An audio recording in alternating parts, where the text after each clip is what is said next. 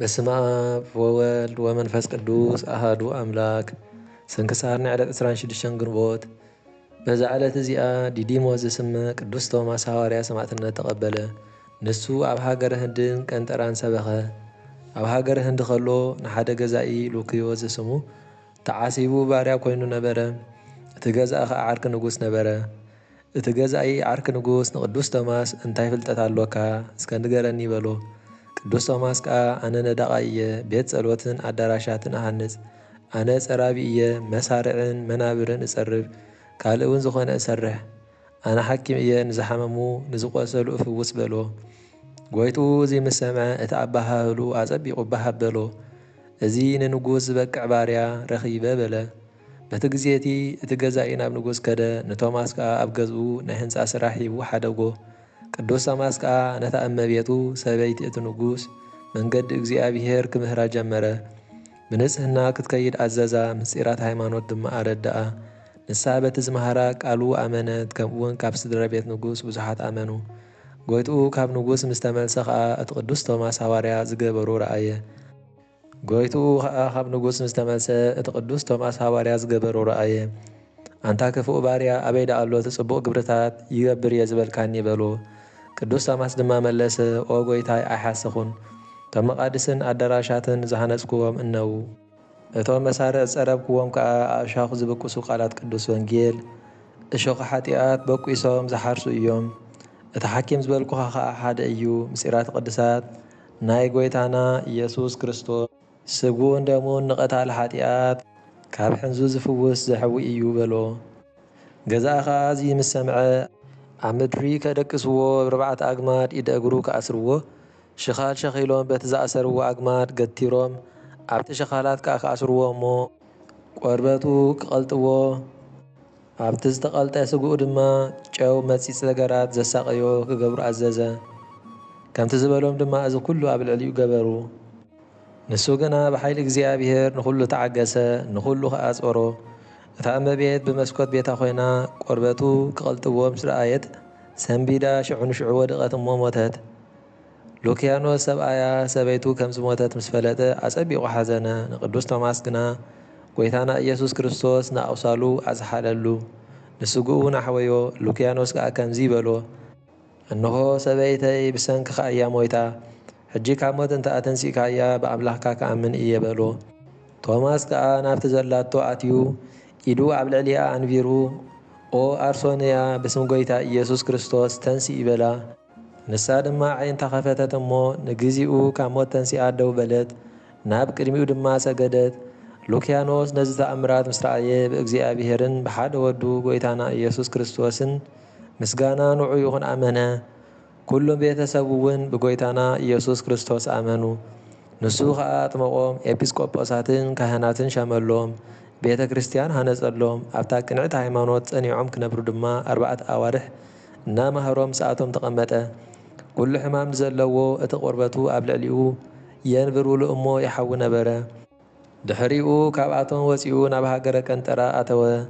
ናብኡ ክኣቶ ከሎ ንሓደ ሽማግለ ሰብኣይ መሪር ብኽያት ክበኪ ከሎ ረኸቦ።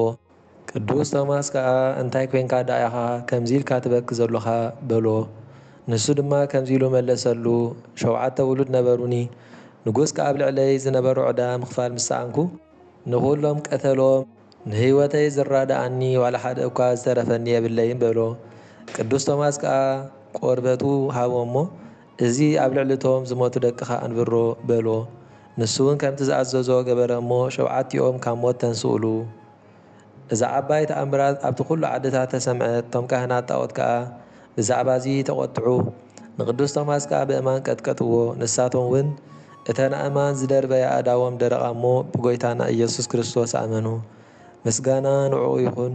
ሕጊ ቤተ ክርስቲያን ምሂሩ ከዓ ጥምቀት ክርስትና ኣጥመቖም። ድሕሪዚ ናብ ሃገር ኣቴናን መቄዶንያን ከይዱ ኣብአን ብስም ጎይታና ኢየሱስ ክርስቶስ ሰበኸ። ነገሥታትን መኳንንትን ከዓ ብዛዕባኡ ሰምዑ፣ ሒዞም ከዓ ኣሰርዎ። ሰበይቲ እቲ ንጉስ ግና ምስ ገለ መኳንንቲ ኣጸምያ ተሓቢኣ ናብቲ ቤት ማእሰርቲ ትመጽእ ነበረት። ንሱ ከዓ መንገዲ እግዚኣብሔር ምሂሩ ንዓኣን ንብዙሓትን ብቓሉ ኣእመኖም። ንጉስ ከዓ ብዛዕባ ሰበይቱ ተቖጥዐ። ኣብ ቅድሚቶም ህዝቢ ግና ክቐትሎ ኣይከኣለን። እንታይ ደኣ ካብ ዓዲ ንወፃኢ ኣውፂኡ ن4 ወታደራት ብኹናት ወጊኦም ክቐትልዎ ኣዘዞም። ነፍሱ ከዓ በዚ ናብ እግዚኣብሔር ኣማዕቆበ ዓረፈ። ወዲ ንጉስ ከዓ ነዚ ኩሉ ደው ኢሉ ይርእዮ ነበረ። እቶም ደቂ ዓዲ ምስ ፈለጡ ከዓ ካብቶም ወታደራት ንጉስ ክከላኸልሉ ኢሎም ወፁ። እንተኾነ ሞይቱ ጸንሖም። ስጉ ወሲዶም ከዓ ገኒዞም ኣብ ሓደ ነገስታት ዝቕበሩሉ መቓብር ኣንበርዎ። ነቲ ወዲ ንጉስ ከዓ ብልዕሊኡ ሰይጣን ሓደሮ የንገርግሮ የውድቆ ነበረ። ናብቲ ስጋ ቅዱስ ቶማስ ሃዋርያት ዝተነብሮ መጺኦም ከዓ ካብቲ ልብሱ ገለ ቆሪጾም ክወስዱ እሞ ነቲ ወዲ ንጉስ ክገብርሉ ደለዩ። ነቲ መቓብሩ ምስ ከፈትዎ ግና ስጋ ቅዱስ ቶማስ ኣይጸንሖምን። ምኽንያቱ ጐይታ ካብኡ ስለ ዘገዓዞ ካብቲ መቓብሩ መሬት ሓፊሶም ወሰዱ እሞ ብእምነት ከዓ ኣብ ልዕሊ እቲ ወዲ ንጉስ ገበሩሉ እሞ ንሱ እውን ሽዑ ሓወየ። ድሕሪዚ ቅዱስ ቶማስ ሃዋርያ ንብዙሓት ደቂ ተዓዲ ተገልጸሎም። ንሱ ሕያው ከም ዝኾነ ጐይታና ኢየሱስ ክርስቶስ ከዓ ከም ዝተቐበሎ ነገሮም። ኣብታ ቅንዕቲ ሃይማኖት ናይ ጐይታና ኢየሱስ ክርስቶስ ክጸንዑ ኣዘዞም። ምስጋና ንዕኡ ይኹን። በረኸት ናይዚ ሃዋርያ እዚ ምሳና ይኹን ንዘለዓለም ዓለም ኣሜን። ካብ ተኣምራቱ ሓደ እንሆ ንእግዚኣብሔር ዝፈርህ ካብ ሃገር ግብፂ ሓደ ጻድቕ ካህን ነበረ። ናብ ሃገር ህንዲ ከዓ ገሸ። ዕለት 26 ግንቦት በዓል ቅዱስ ቶማስ ሃዋርያ ምስ ኮነ ከዓ ንብዙሓት ህዝቢ ኣብቲ ገምገም ባሕሪ ዘሎ ወደብ ተኣኪቦም ረኣዮም። ኢድ ቅዱስ ቶማስ ዘለዎ ቦታ እዩ። በቲ ግዜ እቲ ማይ ክሳብ ዝርሕቕ ብርቱዕ ዓውሎ ንፋስ ተላዕለ። እቲ ማይ ምስ ረሓቐ ድማ እቶም ህዝቢ ኩሎም ናብታ ወደብ ኣተዉ። ኣብቲ ናይ ቅዱስ ቶማስ ቤተ ክርስቲያን ድማ ኩሎም ተኣከቡ። ምሉእ ለይቲ ኣብኣ ክጽልዩ ሓደሩ።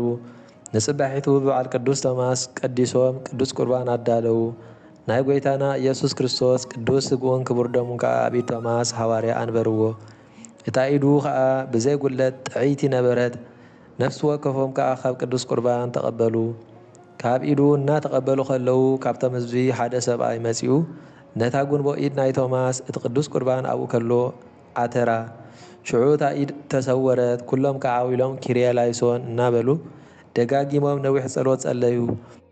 ድሕሪኡ እታ ኢዱ ካብቲ ተሰዊራትሉ ዝጸንሐት ተገልጸት። ሽዑ እቲ ሰብኣይ ካብ ቅዱስ ቁርባን ተቐበለ። እቶም ህዝቢ ድማ ኩሎም ተቐበሉ። ካብኡ ካብ ቤተ ክርስቲያን ወፂኦም ብሰላም ናብ ኣባይቶም ከዱ። እግዚኣብሔር ምስጋና ንዕኡ ይኹን። ብርቱዕ ንፋስ ኣልዒሉ ነቲ ባሕሪ ናብ ናይ ቅድም ቦትኡ መለሶ። ኣብ ዓመት ክሳዕ ሎሚ ከምኡ ይኸውን እዩ።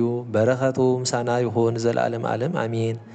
ሰላም ለቶማስ እንተደለዎ ይክስሶ ለርጉዝ በግእ ድህረ ተንስአ ደቂሶ ለአንቅሆ ሙታን ሰብ ወነፍሰ ሙታን ለፈውሶ አንሶ ሰወ ውስተ ኩሌሄ ወነገደ መርሶ ኣምሳለ ጽፍነት ዘይጸውር ማእሶ።